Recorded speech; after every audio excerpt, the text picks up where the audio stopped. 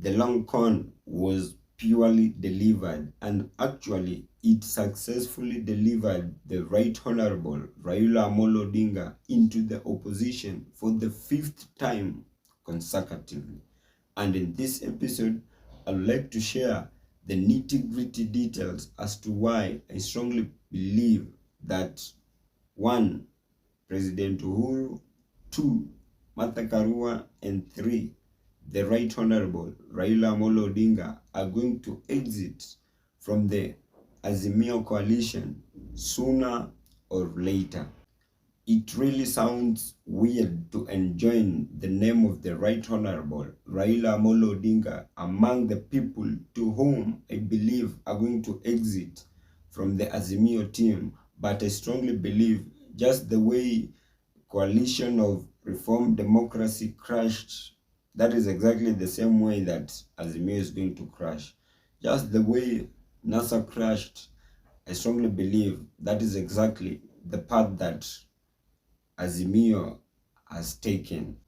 During his inauguration at Kasarani, President Ruto spontaneously told Kenyans that he had given former President Uhuru Kenyatta a job, and the job was for him to continue chairing the peace talks that were held in DRC. And in this episode, I'll just like to bring you up to speed on the political ramifications of the job that was given to President Uhuru and how the job costed the Right Honorable Raila Amolo Odinga. But before we concretize into the facticity of the job that was given by Ruto to Uhuru, if you're watching me for the very first time, kindly please consider hitting on the subscribe button. If you have been watching my videos and you have not subscribed, kindly please consider hitting on the subscribe button. And more so, if you're watching me from a different platform, either Telegram, TikTok, or Facebook, kindly please just head on to YouTube, search for Mohamed Sudi. I'll be the first right person to pop up. If matters socio-economic and political matters are your great areas of concerns, kindly please consider hitting on the subscribe button so that each and every time that I upload a new video, it will automatically reflect on your notification panel. And by so doing, you'll simply be supporting my content.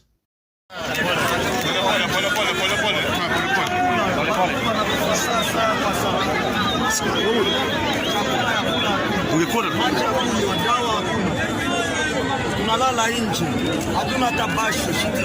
Nimeona, nimejionea. Ndio, hakuna. Tunateseka sana ndani ya nchi. Yo. Acha mama pite. Wewe mshushu yes.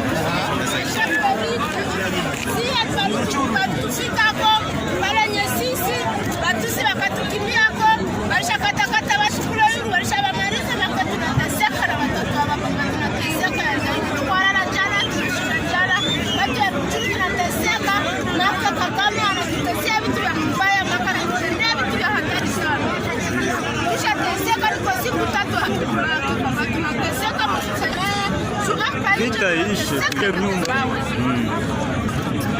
Vita ishe tuje kwa kingufu. Wanashika vijana wanaweka kwa vikundi. Kwa nguvu. Ndio.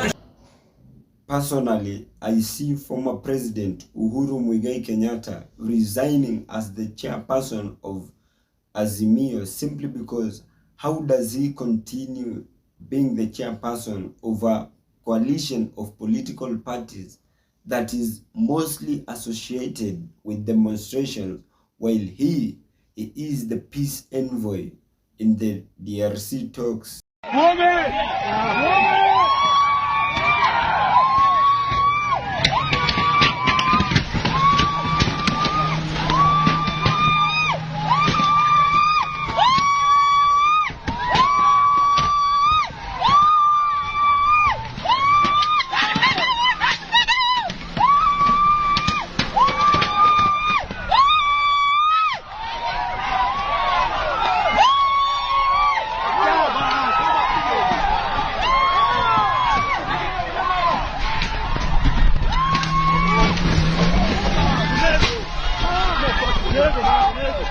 And we all know the nature of our politics, simply because we all know you cannot separate Azimio from demonstrations. And here comes the conflict of interest, simply because on one hand, Uhuru is the peace envoy in Africa, while on the other hand, he is the chairperson of Azimio.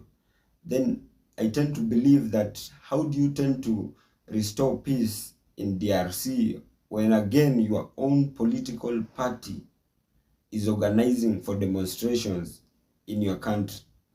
That will be next to impossible to operate. So I strongly believe sooner or later Uhuru is exiting Azimio, simply because he wouldn't want to associate himself from demonstration. And also, he remaining as the chairperson of Azimio strongly puts his pension benefits at a risk.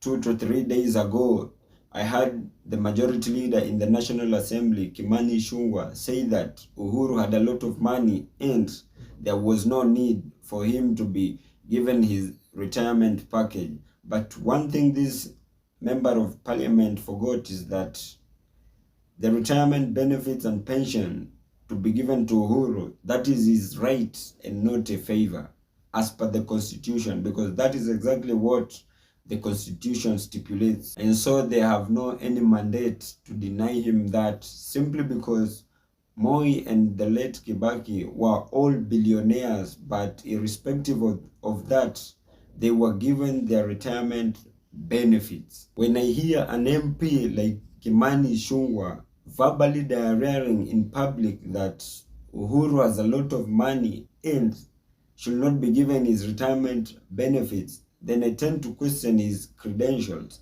simply because he being an MP, I obviously know that he knows the legal process on how to do that. He should come up with a bill, table it in parliament, and make those amendments. But the hypocrisy in him doesn't allow that, simply because he also knows that one day, one time, he will also be going to retire from public service and he will need his retirement benefits. So he cannot do that. What I'm currently sure of is Uhuru is waiting for his political brother, the Right Honorable, to heal, then exit as the chairperson of Azimio team. Then I'd strongly believe Martha shall follow suit. Then Kalonzo is still on the weighing balance, trying to identify and make strategies on where he shall shelve his political ambitions. Then the last move shall be taken by the Right Honorable Raila Amolo Odinga to exit from the Azimio coalition and focus mainly on ODM, and that shall be the end of Azimio. But that has just been my opinion. If you have a contrary opinion to mine, kindly please feel free to drop it in the comment section and I'll give them a right of reply. And as I end this, kindly please don't forget to subscribe, like, comment, and share. Thank you, and may God bless you.